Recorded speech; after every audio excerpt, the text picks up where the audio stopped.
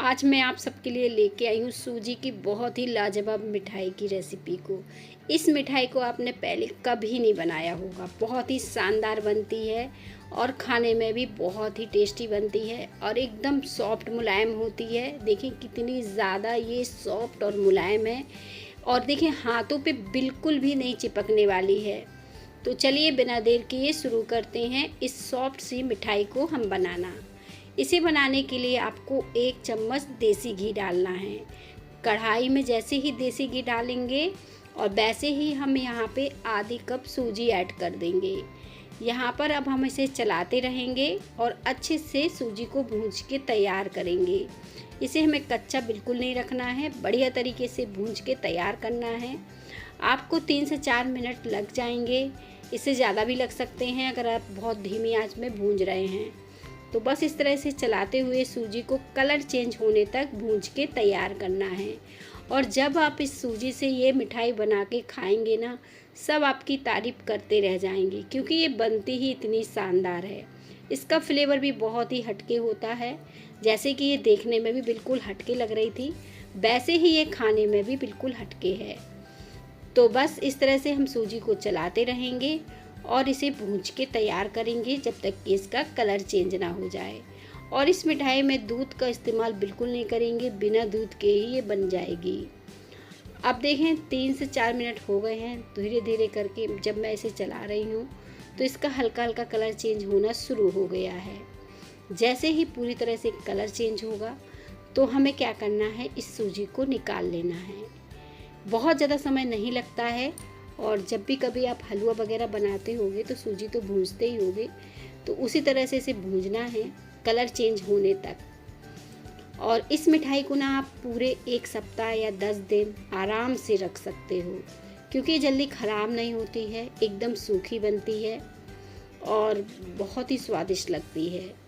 और देखें इस तरह से जब हम इसे भूंज के तैयार कर लिया है, अच्छे से इसका कलर चेंज हो गया है, आपको वीडियो में दिख रहा होगा पूरी तरह से कलर चेंज किया है। तो इसे निकाल लेंगे एक प्लेट में। और इससे पहले आपने इस तरीके की सूजी की मिठाई नहीं बनाई होगी जैसे आज बनाने वाले हैं। तो इसके लिए हमें चाहिए थोड़े से बादाम और ये नारियल को मैंने छोटे छोटे टुकड़ों में कट कर लिया है। साथ में मैंने यहाँ पे 7 से 8 बादाम लिए हैं। ड्राई फ्रूट अपने हिसाब से आप कम ज़्यादा कर सकते हैं। अगर और डालना चाहते हैं बादाम गरी तो और भी डाल सकते हैं, कम करना चाहते हैं तो कम भी कर सकते हैं। अब आप इन्हें बिना घी के भी भूंज के तैयार कर सकते हैं या फिर यहाँ पर 1 चम्मच घी भी डाल सकते हैं। 1 चम्मच ना डालना हो तो थोड़ा सा डाल दीजिए, 1/4 चम्मच, इतना ही घी पर्याप्त होता है। तो बस इस तरह से लगातार चलाते हुए इसको भी हम कलर चेंज होने तक भूंज के तैयार करेंगे। जैसे जैसे हम चलाते रहेंगे वैसे ही इसका कलर चेंज होना शुरू हो जाएगा। अब देखें इस तरह से 3 से 4 मिनट लगेंगे क्योंकि सूजी हमने अभी भूनी थी तो कढ़ाई गरम थी, तो ज़्यादा समय नहीं लगा है और इसका कलर चेंज हो गया है। इससे ज़्यादा इसे नहीं भूंजना है, इसे हमें निकाल लेना है किसी प्लेट में। तो बस इस तरह से इसे निकाल लीजिए। निकालने के बाद हम क्या करेंगे, यहाँ पर आधे कप के करीब मखाने लेना है आपको। यहाँ पर जब आप ड्राई फ्रूट ये निकाल लें तो आधे कप मखाने डालकर इसे भी कलर चेंज होने तक भूंज के तैयार करना है।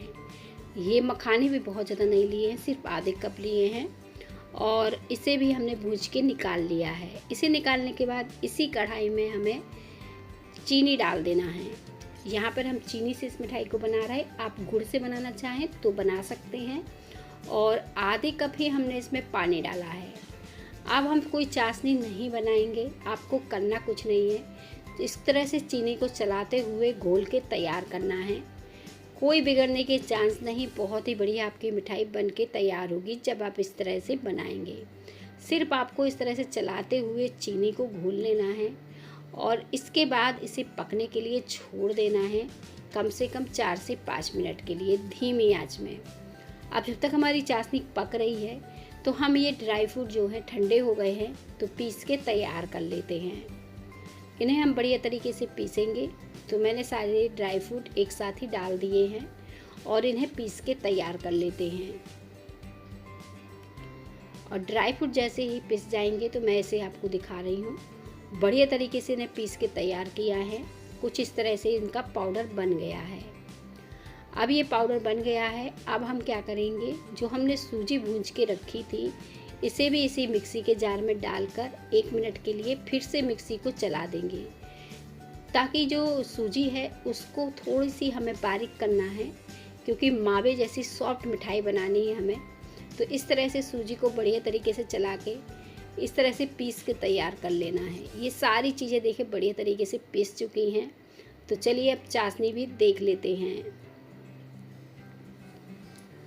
तो यहाँ पे देखिए चाशनी में बढ़िया से उबाल आ गई है, और जैसे मैंने बताया था धीमी आंच में आपको 4 से 5 मिनट के लिए पकाना है।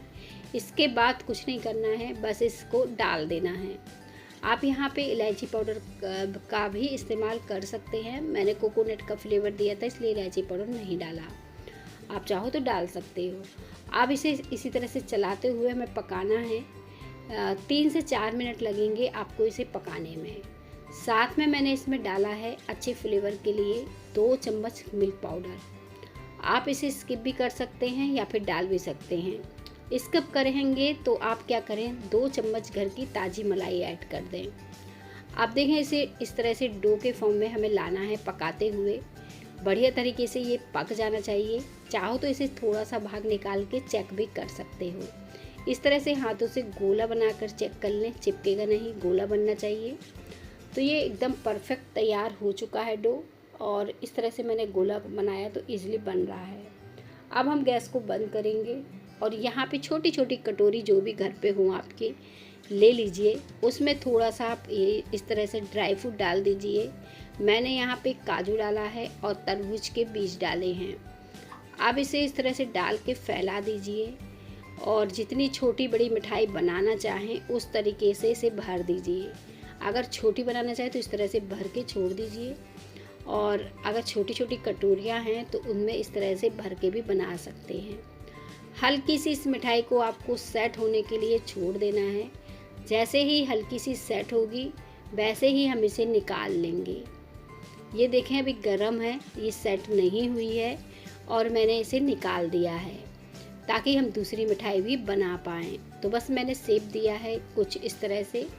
अब हमारी सारी मिठाई बनके तैयार हो चुकी है और ठंडी भी हो गई है। एकदम परफेक्ट बनी है, एकदम सॉफ्ट मुलायम बनी है। मैं इसे तोड़ के दिखा रही हूँ, तो तोड़ने से ही पता चल जाएगा आपको कितनी बढ़िया ये सेट हुई है।